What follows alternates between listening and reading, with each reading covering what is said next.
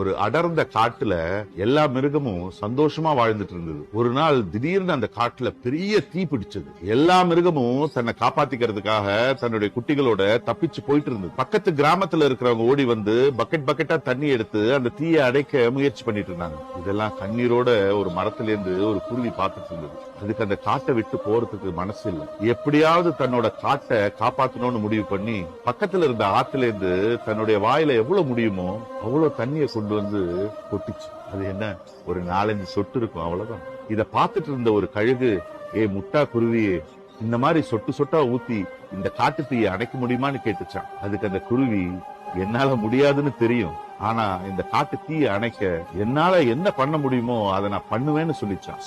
இத மேலேந்து பார்த்துட்டு இருந்த கடவுள் ஒரு பெரிய மழையை கொண்டு வந்து இந்த காட்டு தீயை அணைச்சாராம். இந்த கதையில வர்ற மாதிரி தாங்க தன்னுடைய வாழ்க்கையில எந்த முயற்சியும் செய்யாம ஏதாவது ஒரு அதிசயம் நடந்து தன்னுடைய வாழ்க்கை சிறப்பா மாறிடாதான்னு காத்திருக்கிறவங்களுக்கு இந்த கதை சமர்ப்பணம். 20+ branches and still growing. Arabian Garden Seafood Restaurant.